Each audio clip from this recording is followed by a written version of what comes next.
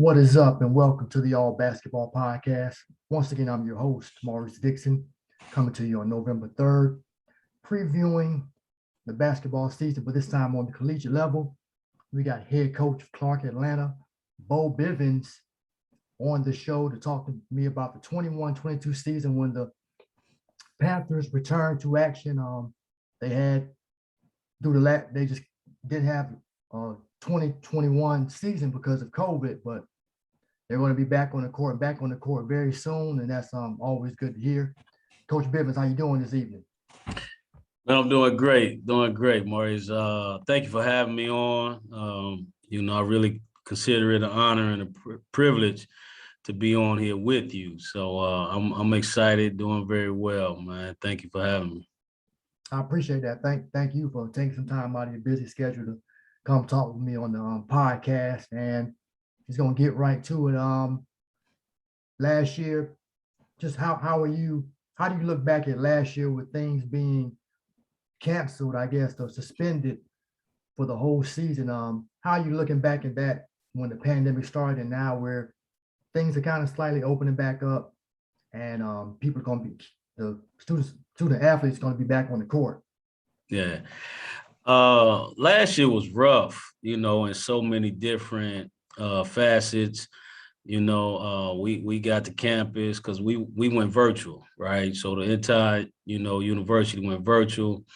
And then it was, okay, the SIAC say, okay, you could play a certain number of games. And then some schools kind of, they opted out early. And so we was scrambling around trying to get games. And then it went from that to, one of the kids, tested positive. So we had to shut everything down. I mean, it was new to everybody, to the university, to all of us, no question. So how do we deal with this? How do we deal with that?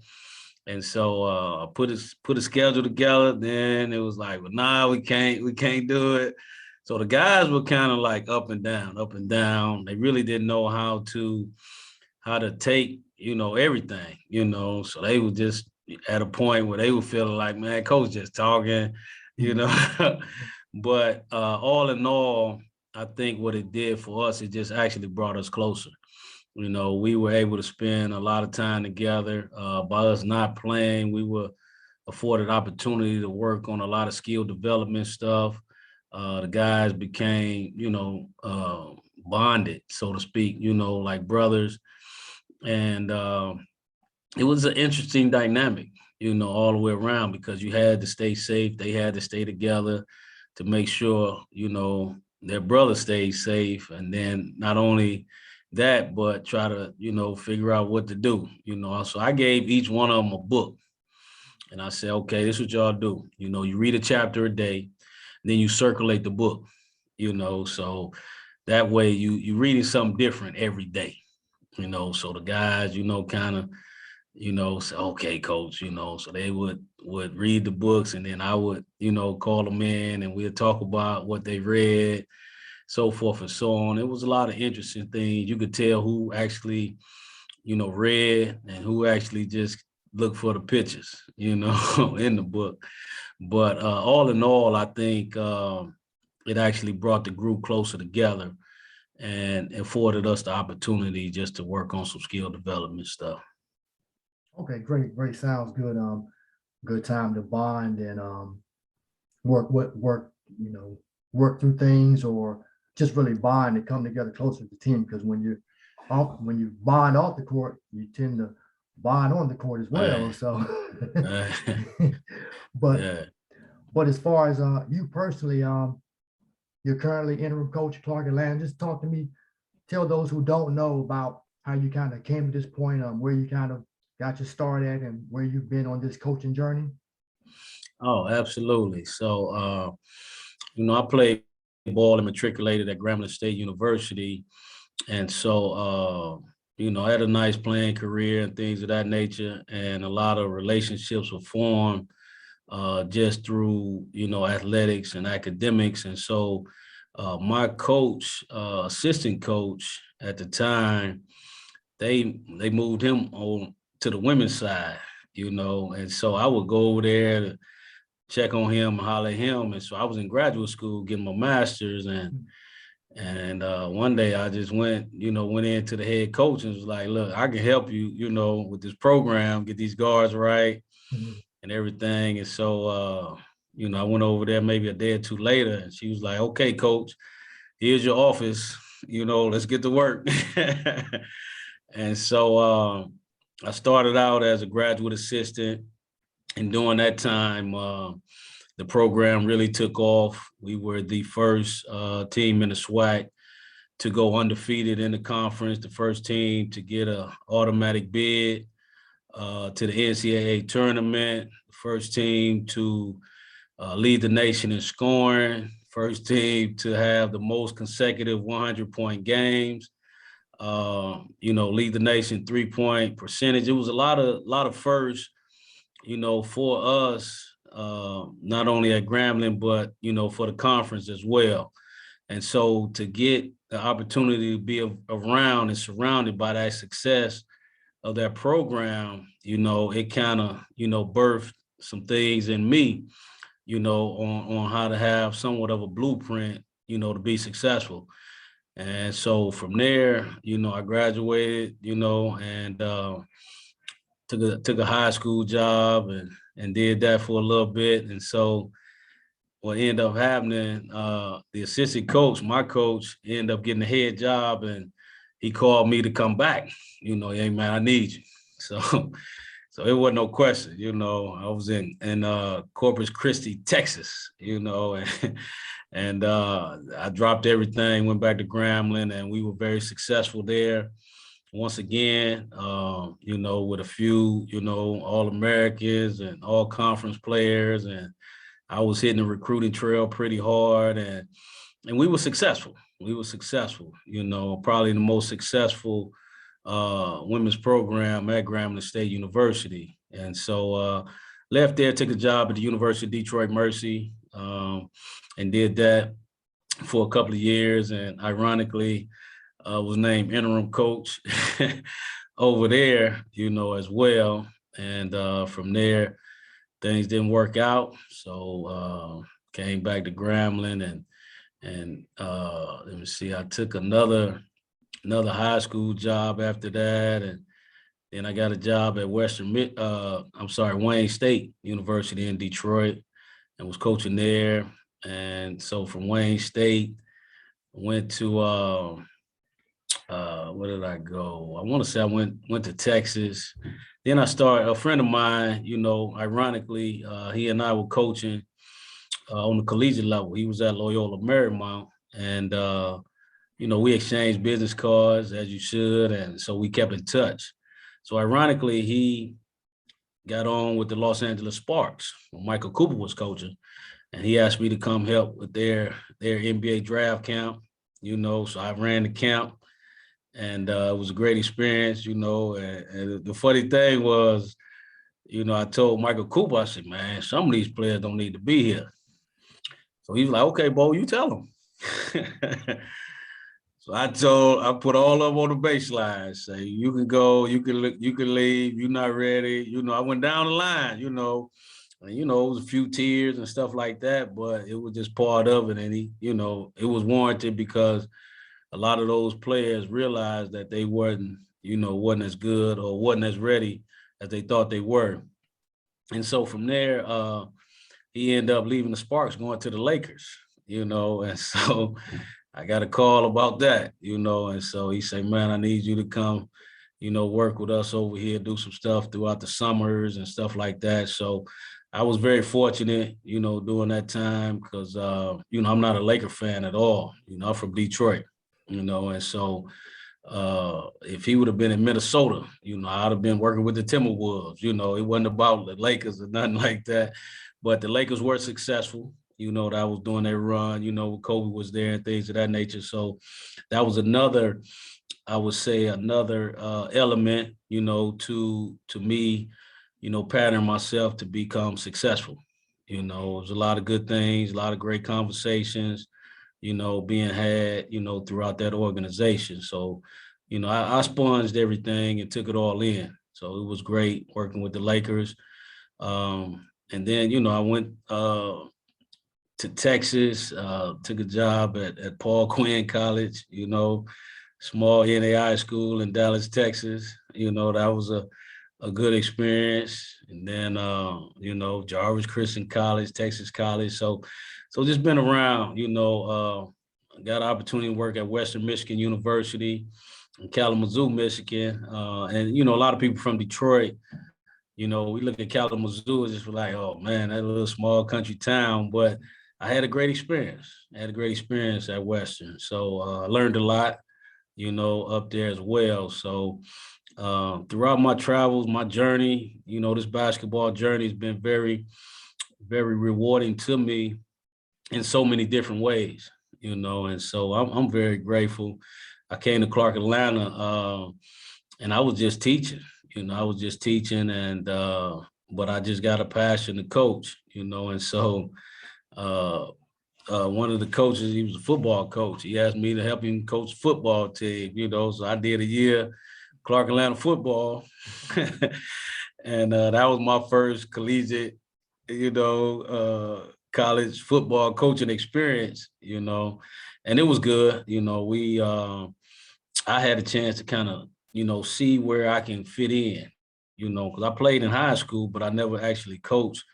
But I realized that, coaching is universal, so if you can motivate kids and you can, empower them, to have a mind to be successful, to work hard, to have a vision, to set goals, prioritize, it don't matter what sport you coach, you're going to have good results. So I was able to find my niche, and, the guys, the coaching staff, we still talk today. They're no longer here, but we still talk and everything. And so it just kind of go from there.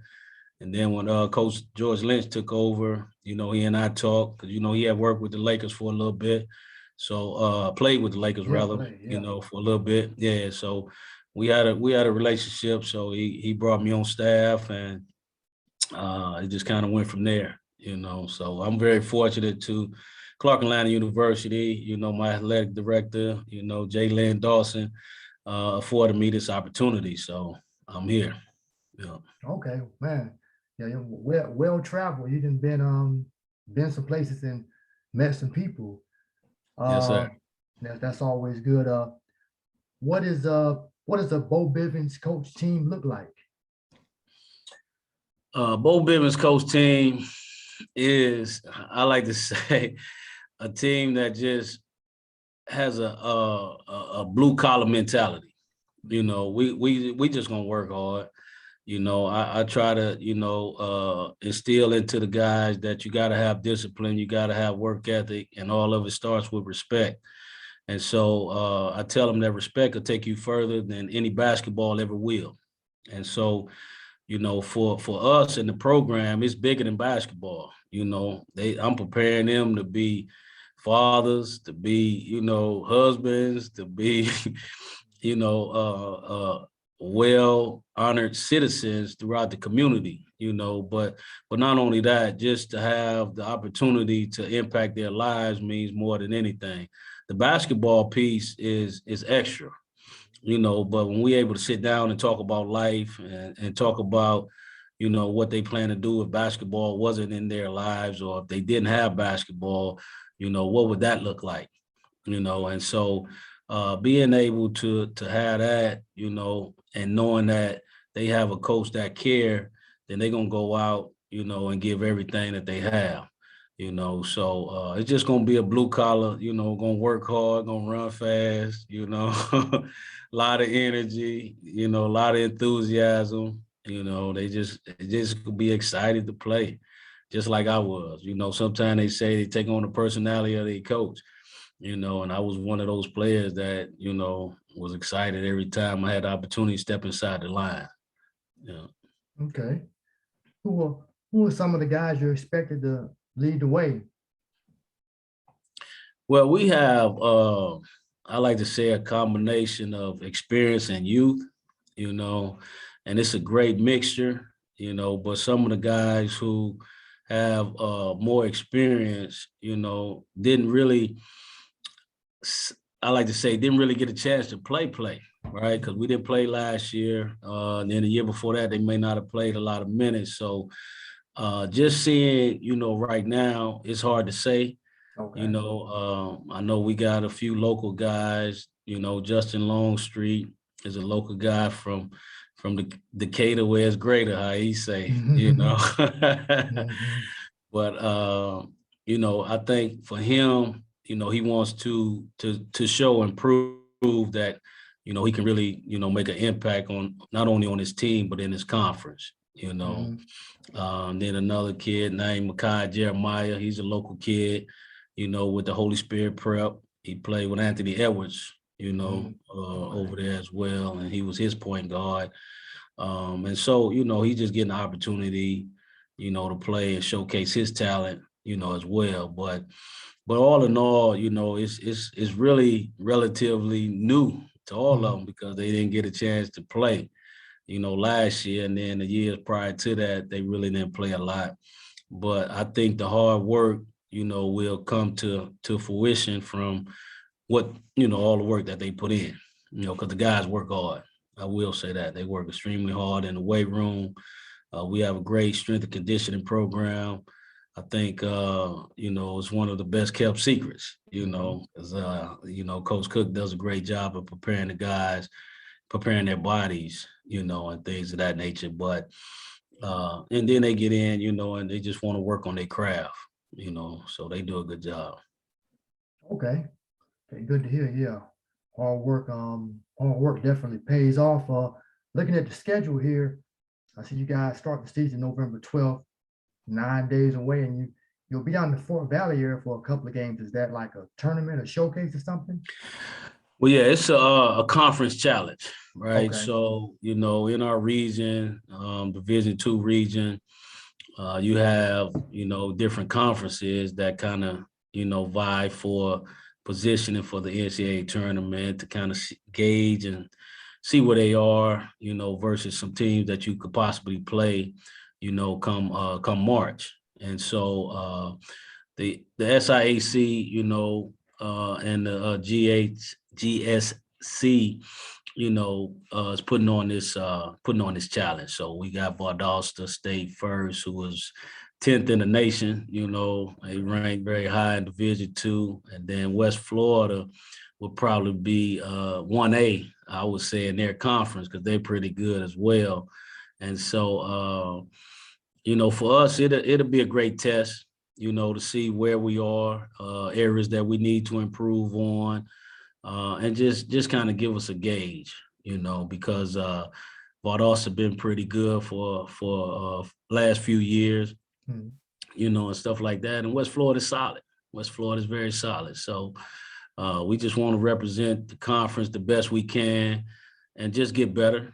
It's an opportunity to get better. Our guys, they eager to play someone else other than themselves in practice. So it'll be good for us, most definitely. Okay. Also see after you open up on the 17th against Winston-Salem State, you got Clayton State and Georgia College, I guess, down at Clayton State. It looks like, yeah, the Clayton State Classic. Uh-huh. Have now I've seen Clayton State. It's been a while, but I used to kind of be over in their gym pretty often when I was definitely down on that side of town and kind of covering for this paper I used to work for. But do them and Clark play it usually, or is this kind of a new thing?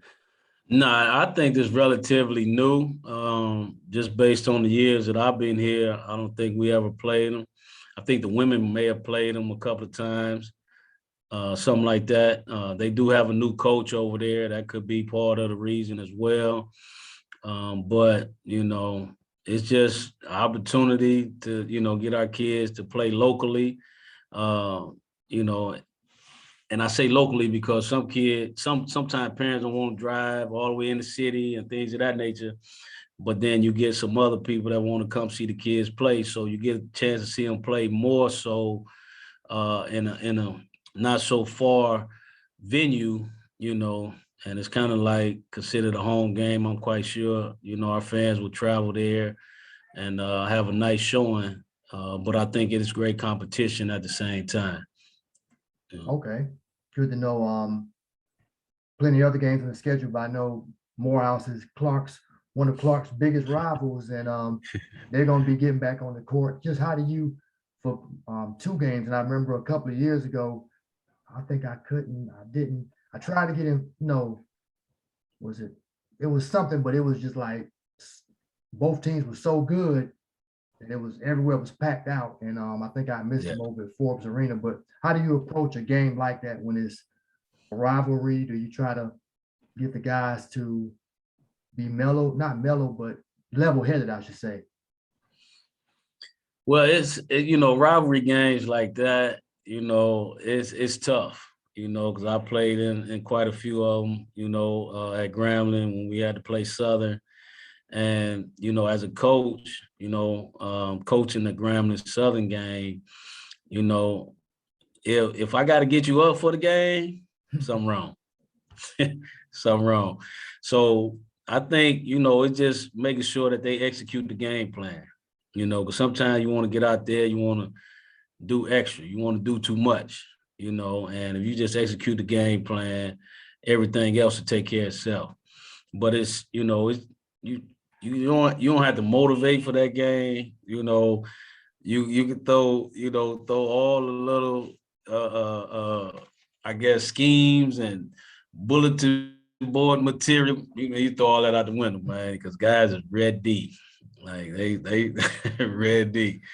So it's just making sure that they execute the game plan. That's it. Because if they get out there trying to do their own thing, then it's gonna be a long night. But if they do, what's instructed, what they coach to do, then they'll have fun and celebrate in the end. Yeah, I'm pretty sure the atmosphere at those two games is going to be pretty electric, so to speak. Oh yeah, always. Pretty electric. Always. Uh, Yeah. as far as we got the NIL, name, image, and likeness coming into play. What are your views on that? It's well overdue. I think I've been saying it for a long time. Students need to get paid because as much money as the NCAA make off of the student athletes, they should get a percentage of it. I mean, I saw people wearing my jersey, man. I was happy about it, but I really didn't think like, okay, bro, you should be getting paid from that, but now, I feel like it's well overdue, being from Detroit and seeing how much money, they made off the Fab Five, I think that right there was an eye opener. I mean, from the jersey sales to the black socks to the black shoes, it's just, I mean, everything, then they started wearing the long, I think they were probably the first college team to start, wearing the long shorts, so, it's just well overdue. I'm just happy, now that, they're able to get some revenue, from their name, image and likeness, because the NCAA been doing it for so long, Mhm. but it's good. It's a good thing. I'm just happy for them. Yeah, definitely. I definitely feel you on that. As far as you got like, I know it's something over at Atlantic Station right near downtown Atlanta. They got some kind of academy. I can't think of it. I know Kevin Ollie's over it. So you got things like that coming into play. You got the G League. I mean, people kind of was trying to say, oh, this is the death of the NCAA or college as we know it, but I don't believe that. But just what are your thoughts on so many other avenues of basketball coming in between professional and high school? Because it's like, well, I can just go here and I don't even have to go to college because I'm not there to study. Most people take that approach. I'm here because I'm an athlete. Yeah, it's tough, with so many people diverting from the education piece and focusing more on the basketball or the athletic piece. I think the education piece to me, it just weighs more. Like from the professors that took time with me to instill certain, I like to say knowledge, I couldn't have got that from basketball, you know, me getting my doctorate, I mean, the education piece to me, it just carries more weight. The basketball piece, is is one of the ones where you take your skill, and you showcase it, and somebody identifies, and now they trying to pay you. But the knowledge piece is what we here for. I mean, the books say our people perish for a lack of knowledge. So you could be out there with all the skill, all the talent, and everything, and then you don't know anything. But those are choices. I wrote a book entitled Choices and Consequences. And so for every choice that we make, there's a consequence behind it. And, I just feel like, if that's a choice, then, make the best of it, but it's just tough, as when you recruit kids, you're not sure if they're gonna say, okay, coach, I'm gonna come, or nah, coach, I'm gonna go here and make this money. And so I don't know. I just feel, me being a student athlete from back in the day, without having all those different options, I think the knowledge piece was the best decision for me. Now today it could be, a totally different outlook for someone else, because if they say, okay, we're gonna give you $100,000 a year, right? And then here it is, you got to go 3 more years of school just to make $50,000 a year. That's tough. That's tough. But some things are priceless, and so it's just wherever one put their value, so but no, I'm happy for every kid that get an opportunity to better their life and better the life for their family, and if that's through education, that's great. If that's through athletics, that's great. But at the same time, it's a choice that they have to make. But the options and opportunities are there, Yeah. They are. Uh, how is the transfer rule as far as Division II going? Did it have a great impact like it did on Division I? Seemed like everybody was transferring. Yes, it does. It's kind of like twofold, because if a program, needed some players and they were recruiting a high school kid, and then all of a sudden here come this transfer from the University of Georgia, who they gonna take? Man, let's get this guy from Georgia, so it kind of hurts the younger kids or the kids with less experience because they're gonna get somebody more proven, and so it definitely impacts, because you could tell a lot of times when a kid, when a student athlete is transferred from, let's say, a University of Georgia to Tuskegee, you be like, oh yeah, he can play. The boy can play. So it'd be a little different. It's impactful. But the thing that, I always caution, myself about is the chemistry. Is this kid gonna be a good fit? Is this kid gonna buy into the program? Or is this kid gonna rebel? Especially when you hadn't recruited a kid prior to. So it's different if, you recruit a kid and then you say, okay, coach, I'm gonna go to Georgia. You're like, okay. And then, things at Georgia don't work out. And I'm like, oh yeah, come on, man. You know what I mean? So that's a little different dynamic when, you speak about the transfer portal. But if it's just a random kid that, been, contacting you and say, yeah, I want to come play at Clark and I average, X number of points. So I did this and did that. But then he get here and he don't like the kids. He don't like, us having study hall. He don't like us having group worship. Why we got to do, community service, and why, those things, factor in heavily when you taking in a transfer, just making sure that they the right fit. Okay, well said. Just one other question, not college related, but NBA related. As you probably know, this is the 75th season of the NBA, so I mean, the top 75 list came, but they actually ended up with 76 players. Uh, there were a lot of debate to who got snubbed, and from people like Dwight Howard to Klay Thompson to older players like Bernard King, Alex English, maybe, and some others. What did you think of the list, or who would you feel who would you feel like totally got snubbed or totally maybe didn't deserve to be on the list?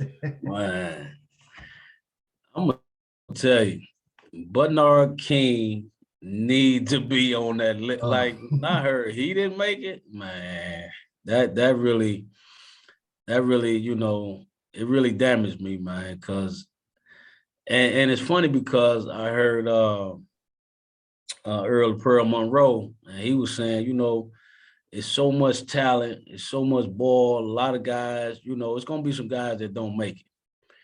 But Bernard, the stuff he did, you playing in the Mecca, the basketball Mecca, and the stuff he did in the garden. Oh man, come on, man. But I think, in my opinion, he was the biggest snub.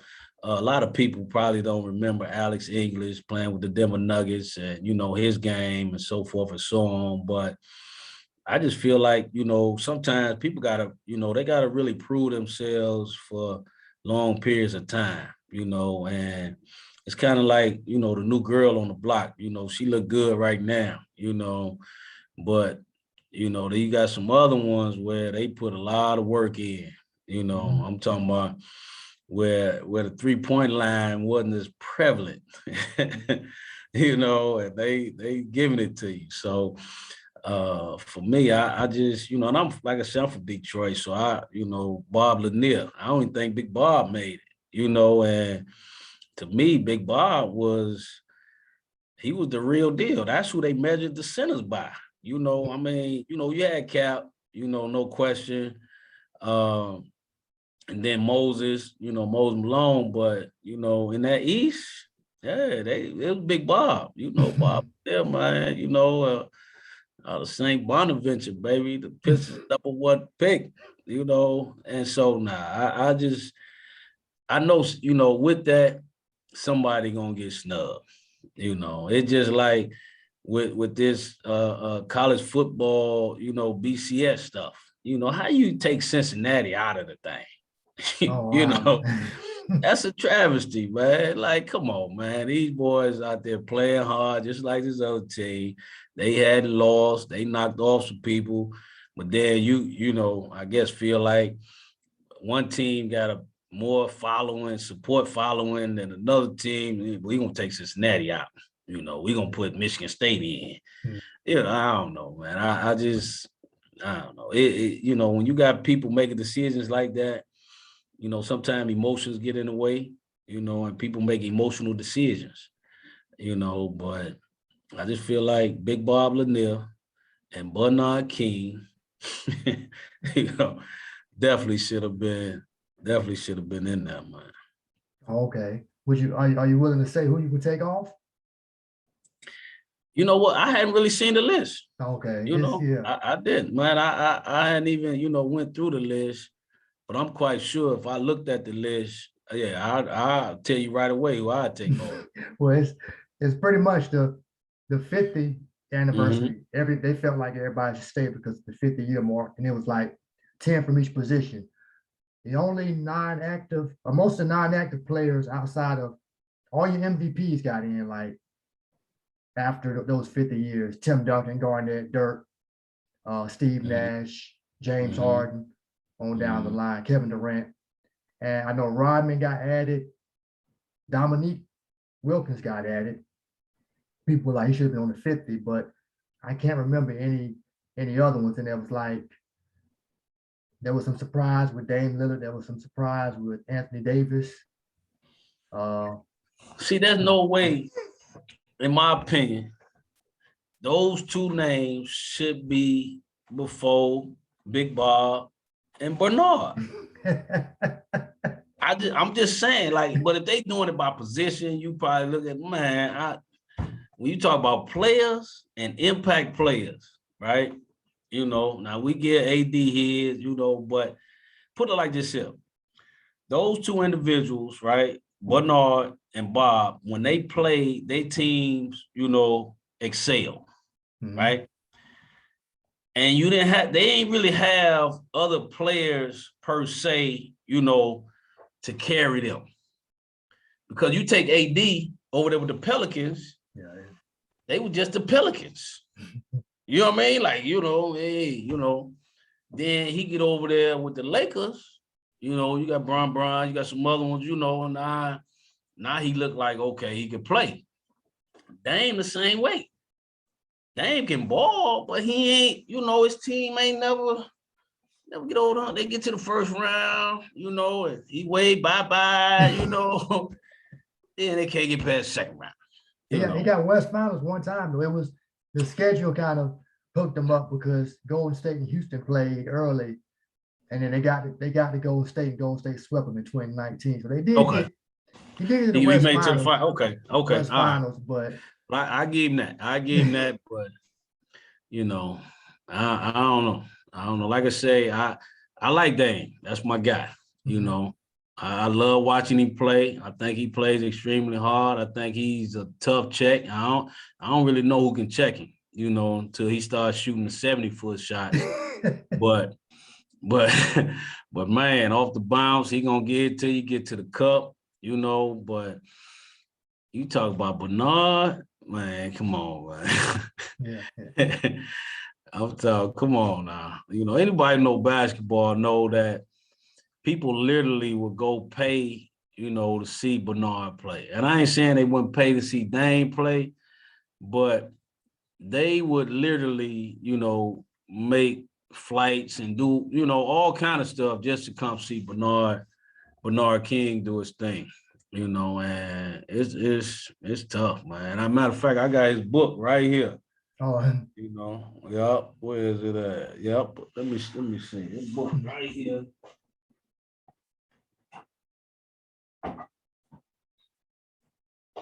Right here, man. Look, gang for you know, yeah, Bernard King, man. This man here, man, and I don't even know if Dame got a book. Dame might not even have a book yet. Hey, man, look, that's the man. That guy, man. You know, he was in this movie Fast Break. I don't know if you ever saw that movie Fast Break, but that's my guy, man. Bernard was for real, you know. Yeah, for real. I think people probably want to, maybe they'll probably argue against him because I think he had an injury history. He was getting buckets. Now I know I'm too young to have seen him play, but I know he was getting buckets before he really got hurt. Because he 84, 85 scoring champ, 4-time All-Star, 4-time NBA. He is in the Hall of Fame though. But I guess it must be some drop off somewhere. 85, 86 out, 91, 92 out. But I mean, he hit 84, 85, he hit 33 points a game that's without 3-pointers. That's what I'm saying. You know, his body of work was, I mean, the man can score the ball, he can post you up, he can face you up, he can handle, you know, at his size, you know, it's just for him not to make it, man. Come on, man. And then if you want to do a 76, you need to do a 77. You know what I mean? Like put him in there. Come on, man. You know, he left Clay off. You know, man, just, you know, yeah, I don't know, man. Yeah, I feel like Klay Thompson got hurt because they didn't. What I would argue against him is 2016 finals, they blew the 3-1 lead. He was a part of that. And then Durant came and Durant kind of messed up he had to go to be the third person. But and if they would have beat Toronto, he wouldn't have got hurt. And I think you definitely have to put him in. But I think, but he still got more to prove, but it'll be top 100. Well, I'm saying, like, so if a player gets injured, but prior to his injury, he doing the stuff that you know a lot of other people can't do, you know, you can't not put him in because of his injury. But people don't want to put in. I've been listening to some guys that go on their podcast. I hear everybody coming against Bill Walton because he got hurt, but he got a championship, got the MVP, and another one with Boston is 6 man. So they only had like 4 or 5 good years. He made the list? Yeah, well, Bill Walton was on the original 50. Oh, I was about to say, that's what I thought. I'm like, wait a minute. Did they take him off the list? I mean, you were saying it like. No, if they was going to remove, people want to remove him, they want to remove, I'm hearing Dave DeBusschere, even one of those Celtics players, but I never seen him play. I mean, but people who seen him play, like you seen Bernard King play, you knew what. So yeah, for sure. So they played in New York too. Dave DeBusschere. Yeah. Mm-hmm. You know, he from the crib. He played at University of Detroit, where I used to coach at. You know, I mean, they was all right. You know what I mean? But he wasn't Bernard. You know what I mean? It's just, I don't know, man. Yeah. But just the thought of, you know, having, you know, people vote out of emotion. You know what I mean? You know, I don't know. But Bernard, straight baller. You know. Yeah, straight baller. Yeah, but yes, it's like it's always gonna come down to opinion. That's only so many guys gonna be able to. Jordan, LeBron, Wilt, Kareem, Magic. They always gonna hold their spot. And some other people are gonna be Shaq, Tim Duncan, always gonna be able to hold their spot. But yeah, I think Patrick Ewing made it, didn't he? Yeah, because he was on the 50. Yeah. And Shaq, they put Shaq in advance. People kind of felt some way about that, but he proved you. He ended up getting 4 championships, 3 straight finals MVPs. He was a beast in the finals, if man. They got a question. Look, that's what I'm saying. They got to question that the way that man came in. Come on, man. I mean, you can project it and see. I mean, but Giannis, I would say, but Giannis then got 2 MVPs and he got a championship. So say if he didn't, like Jokic, he got an MVP, but he can be projected, or maybe even Luka, but it's like, all right, let's give him some more time. Top 100. Yeah, that's what I'm saying. And that's how I feel about Dame. You know, that's how I feel about AD. You know, because the foundation for the ball was set by people like Big Bob Lanier and Bernard King. You know, and so I don't know. They should do like an A list and a B list, something. You know what I mean? For real, because you know, and I can only imagine, man. You know, when you got guys like this who then put so much, you know, into the game, and then they don't get acknowledged, you know. And I don't know. Now I'm thinking about it. Hey, I'm in the Hall of Fame. You know what I mean? You know, yeah, I'm in the Hall of Fame. So yeah, I'm in the hall. I'll take it. yeah. Because I mean, this stuff here, you know, 75. Well, you know what? 76. We'll make 76. It's like, man, come on, man. So now we gotta wait 25 more years for the 100, you know, and somebody ain't gonna make that. And this is, you know. Oh yeah. It's gonna be some young bucks upset, man. They with their analytics and all that. Oh man, they gonna feel about some of their guys. He in the hall, so he good. He good. Well, yeah, this been good stuff, man. Anything else you want to say before we close out the episode? No, I really just want to thank you for this opportunity, this platform, you know, to learn more about me, about the program here at Clark Atlanta University, my thoughts on the game and things of that nature, man, because, you know, it's a lot of people out here that get overlooked, you know. I know when I was, you know, named interim. A lot of people like, who is that guy? You know, can he coach? And this, Mhm. and they don't even know you. You know what I mean? Mhm. So you know, it's different when you know people know you, and then they like, okay, well, I know that's Mike Krzyzewski. You know, but when it's a Bo Bivens, you're like, well, who is that guy? You know, so it's just I'm just thankful for the opportunity. Just looking forward to these young men going out and competing, you know, and representing Clark Atlanta University. And just want to say thank you, you Mhm. know, Maurice, for taking time out, man, to have me on and things of that nature, man. So, you know, I don't take it lightly, you know, and I do appreciate you. Same here, man. Appreciate you for definitely coming on. Wish you guys a good season. Glad to see you. Know you're going to be getting back out on the court, and basketball season is here, so it's definitely good. So best of luck and thank you for coming on, man. Yes, sir. Yes, All sir. I right, appreciate you. all right. I see you around. Make sure I make it one of them games. Oh man, please do, man. If Yeah, you did, man, I'm gonna talk about you. I You know. gonna have me back on. I'm gonna be talking about you. All right, man. All right, have a good one. You too. Yes, sir. Well, folks, that's it for this episode of the All Basketball Podcast. Once again, I'd like to thank Coach Bo Bivens, Clark Atlanta men's basketball coach. Wish him and his players a successful and healthy season. Remember, subscribe, folks, to the All Basketball Podcast so you can get previews, debate shows on the NBA and college, and just my thoughts sometimes. But please subscribe, and also, if you check on the in the description of the video, if you'd like to donate, that would be much appreciated as well. This has been another episode of the All Basketball Podcast. I'm Maurice Dixon.